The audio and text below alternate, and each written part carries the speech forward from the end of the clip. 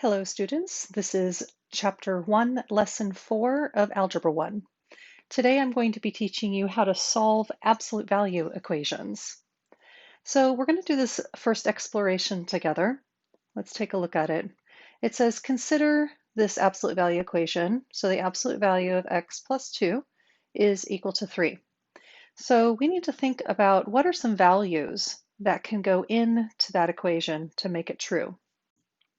So what does that mean? Well, if we think about, just to kind of ignore the x minus 2 for now, if we think about the absolute value of negative 3 equals 3, and the absolute value of positive 3 also equals 3.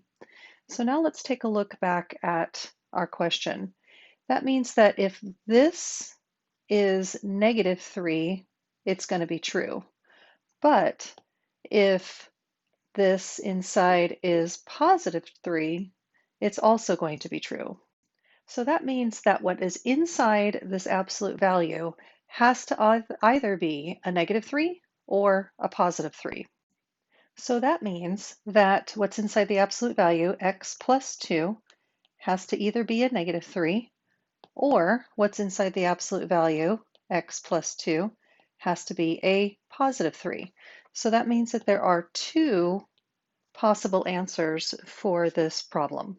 Okay, letter B is asking us to solve these two equations. So I'm going to do x plus 2 is equal to negative 3. So to solve for x, I need to subtract 2 on both sides, and I get x is equal to negative 5. So now let's do the other one. X plus 2 is equal to positive 3. So subtract 2 on both sides, and I get x is equal to positive 1. So here we have our two answers. X can equal negative 5, or x can equal positive 1. I'm going to plug those numbers back into the original problem of x plus 2 in absolute value equals 3 and see if they both work. So the absolute value of negative 5 plus 2 should equal 3, and that gives us the absolute value of negative 3 equals 3. So far, so good. Now let's plug in 1. So the absolute value of 1 plus 2 equals 3. So the absolute value of 3 equals 3 also works. Okay, so what did we learn here? We learned that if we take what's inside the absolute value and equal it to this same number, but also what's inside the absolute value and equal it to the negative of that number, that is a good way to solve an absolute value equation algebraically. So if we think of a general rule, we could say that if something, absolute value of something is equal to some constant, we'll call that a, then what's inside the absolute value has to equal the positive number a, or what's inside the absolute value has to equal the negative number a. I skipped to page 19 in your journals. So first of all, what is an absolute value equation? Well, it's an equation with an absolute value. So you could have something simple like the absolute value of x is equal to 7, or it could be a little bit more complex, like 3 plus the absolute value of x plus 2 is equal to 20. Both of these are different absolute value equations because they include an absolute value in part of the equation. An extraneous solution is when you find your answer, or in this case, sometimes you'll find more than one answer like we did on the previous page. It's really important that you plug in your solutions on these type of problems because sometimes you'll get an answer algebraically, but when you plug it back in, it actually doesn't work. Okay, so when you plug an answer back in and the answer does not work, it's an extraneous solution. All right, here are some core concepts. They're properties about absolute value. So the absolute value of a number has to be greater than or equal to 0. So if you think about it, like for example, the absolute value of negative 100 is going to be greater than or equal to 0 because when the absolute value of negative 100 is positive 100. The absolute value of positive 100 is also going to be greater than or equal to 0. Okay, so what's inside the absolute value here after you solve for it, your answers are going to be also always positive or 0 itself. And the reason for that is, remember, the definition of absolute value is that it's a distance. It's asking you how far is that number from 0 on a number line, and distances are always positive. Okay, so number 2, it says the absolute value of negative a equals the absolute value of positive a. So if I put anything in here, for example, the absolute value of negative 100 should equal the absolute value of positive 100, because the absolute value of negative 100 is positive 100, and the absolute value of 100 is also 100. So ends up being true. Okay, the third property here is that if you take any two numbers, A and B, and multiply them together inside the absolute value, you can also separate them out into two different absolute values. So let's do an example of this. Let's let A equal negative 8 and B equal positive 3. So if we plug that in, absolute value of negative 8 multiplied by 3 should equal the absolute value of negative 8 times the absolute value of positive 3. So on the left, we have absolute value of negative 24. And on the right, we have absolute value of 8, which is 8, absolute value of 3, which is 3. So this is absolute value of negative 24 equals positive 24, which is true. That also holds true if you divide, like number 4. But we can't, if we divide, what we divide by cannot equal 0 because of the divide by 0 error. So if you remember, 0 on top of any number, like 3, for example, is 0, so that's okay. But if you have 3 divided by 0 on a calculator, you're going to get an error because you're not allowed to divide by 0. So this is not okay. So that's why we have b cannot be equal to 0, which is the denominator. All right, let's go ahead and do an example of number 4. So let's say a is equal to 24 and b is equal to negative 8. So I'm going to plug in my numbers. We have absolute value of 24 over 8, negative 8, is equal to the absolute value of 24 over the absolute value of negative 8. So on the left, we have 24 divided by negative 8 is negative 3. So this will be absolute value of negative 3. And on the right, I have absolute value of 24, which is 24. Absolute value of negative 8 is positive 8. So we have absolute value of negative 3 is equal to positive 3, which, as you can see, that is also true. All right, here are the steps to solving absolute value equations. Step number 1, you need to get the absolute value by itself. Many students forget that first step, and so they make mistakes.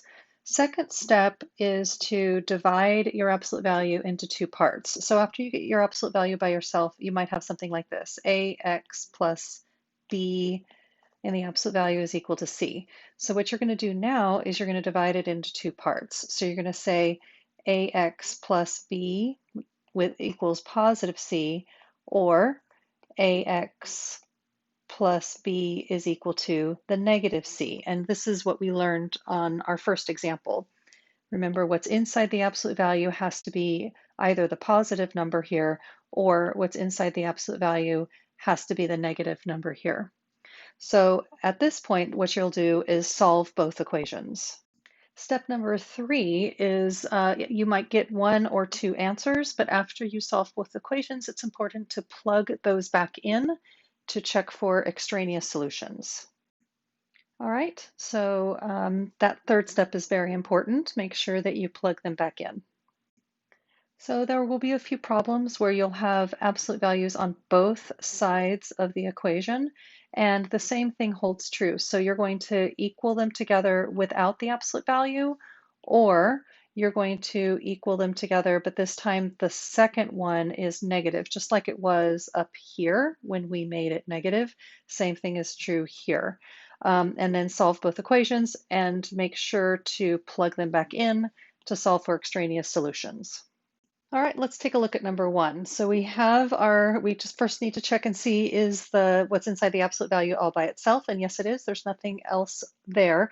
So that means we can take what's inside the absolute value, which is our 3x plus 12, and equal it to positive 0, or 3x plus 12. Now, does it really make sense to make it equal to negative 0? No, it doesn't at all. zero is neutral. It's neither positive nor negative. So in this case, there's only going to be one solution. We don't have a second part to that because zero is what it's equal to. So let's go ahead and solve for that. We're going to subtract 12 on both sides, and I get 3x is equal to negative 12, and divide by 3, and I get, I'm going to write it up here, x is equal to negative 4. Just to double check, let's plug that negative 4 back in and make sure that it is a solution and it's not an extraneous solution. So absolute value of 3 times negative 4 plus 12 should equal 0. So we have negative 12 plus 12 should equal 0. So the absolute value of 0 equals 0. So that does indeed work. And to graph our solution, we just need to put a dot on the negative 4 here. All right, number 2. So number 2, we're going to first check, is the absolute value all by itself? And yes, it is. So we can go straight to solving. We're going to go y plus 2 is equal to positive 8, or y plus 2 is equal to negative 8. And I'm going to solve for that. And I get y is equal to positive 6 or negative 10. All right, let's go ahead and plug those back in and make sure they both work. So the absolute value of 6 plus 2 should equal 8, and it does indeed. And also the absolute value of negative 10 plus 2 should also equal 8, and that does also work. Okay, so this time we have two solutions, so I'm going to put them both on the number line. We have positive 6 and we have negative 10. All right, let's go ahead and take a look at number 3.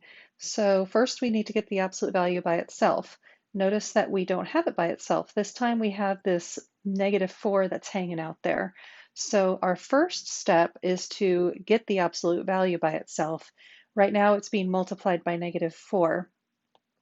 So if I divide out negative 4, then I'm going to get the absolute value of 7 minus 6k is equal to 14 divided by negative 4. I'm going to simplify that by dividing by 2, and I'm going to get negative 7 over 2. Okay, so at this point I want to remind you about something. If you remember, one of our core concepts is that the absolute value of anything has to be greater than or equal to 0. Well, here we have an absolute value is equaling to a negative number. So that should be raising alarm bells in your head right now. Without even finishing this problem, I know that they're not going to work. So I could finish this problem, right? We could say 7 minus 6k is equal to what that letter is, or what that amount is, negative 7 over 2, or 7 minus 6k is equal to negative, so it'd be positive 7 over 2, and I could go ahead and solve for it. But when I plugged it back in, I'm going to find that both of these are not going to work. They're both going to be extraneous solutions. And the reason why I know that is because I have a negative number here. Anytime you have an absolute value equaling a negative number, it should set off alarm bells for you, and we should know that the answer for this is going to be no solution. Okay, let's go ahead and do number 4.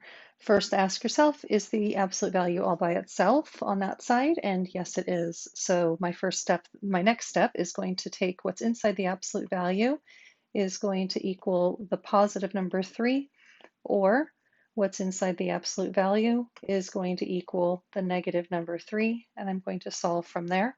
So d is being divided by 3, so we're going to multiply by 3 on both sides. And then over here, we'll do the same thing. So I'm just going to go ahead and write it. So these cancel, and we end up getting d is equal to 9, or d is equal to negative 9. And so these should be my solutions. I'm going to plug them back in to make sure they work. So we have the absolute value of 9 over 3 should equal positive 3, which it does. And the absolute value of negative 9 over 3 should also equal positive 3, which it does. So now I'm going to put the numbers on the number line. We have positive 9 as an answer, and we have negative 9 as an answer. All right, let's take a look at number 5. Our first step, of course, is to see if the absolute value is by itself. And you can see that the absolute value is not even close to being by itself. we need to get rid of this plus 10, and we need to get rid of this multiply by 3. So when we solve for absolute value, it's just like solving for a variable. We're going to first move the 10 over to the other side. So that will give us 3 absolute value of 2x plus 5 is equal to 27. And then I need to divide out the 3, just like you normally would if it was for a variable. And so we get the absolute value of 2x plus 5 is equal to 9. Okay, so far so good. So what we're going to do is divide, now we have the absolute value by itself, so we can divide this into 2 separate equations. So we're going to do 2x plus 5 is equal to positive 9, or 2x plus 5 is equal to negative 9, and solve for x. Once I solved, I got x is equal to 4 over 2, which means x is equal to 2, or x is equal to negative 14 over 2, which is negative 7, so x is equal to negative 7. Okay, so these should be our solutions. Let's plug them back in to check for extraneous solutions.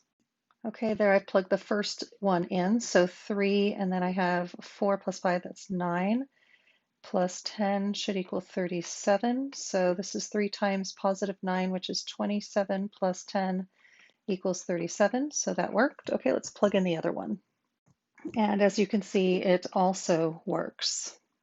Okay, our last set of problems is when we have 2 absolute values, one on either side of the equation.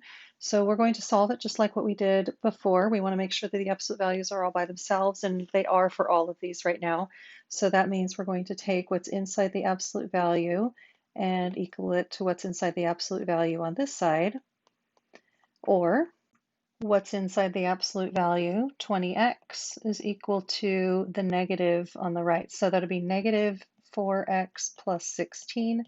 So that would be, we need to distribute the negative. So negative times 4x is negative 4x, and negative times 16 is negative 16. All right, so now we need to solve both of these. So we're going to subtract 4x on both sides. I'm going to do this in my head rather than writing it down. So if I subtract 4x, I get 16x equals 16, and then divide by 16, I get x is equal to 1.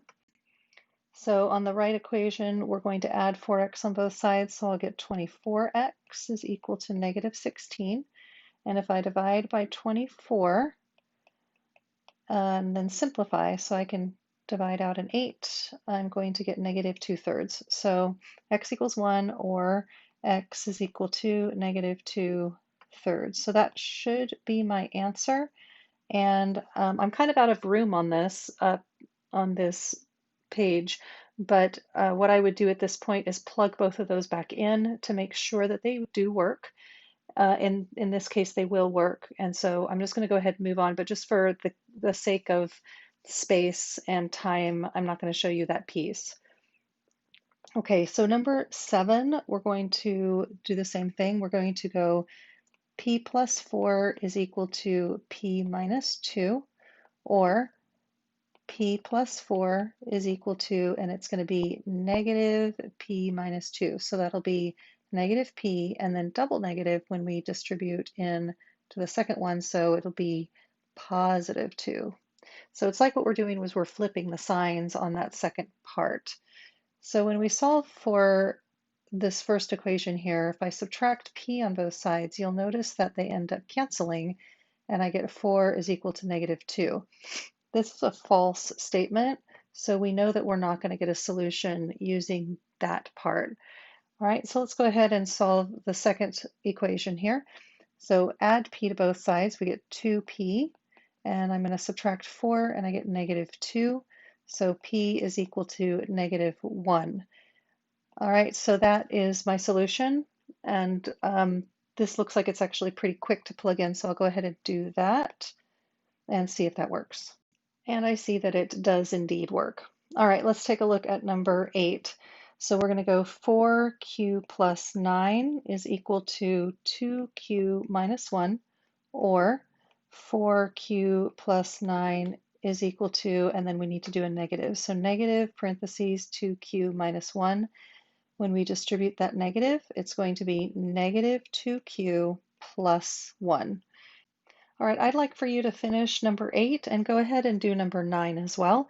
Pause the video and see how you do, and then turn it back on to see if you got them right. Okay, on number 8, I got q equals -5 or q equals -4/3. And number 9, I got x is equal to -1/2.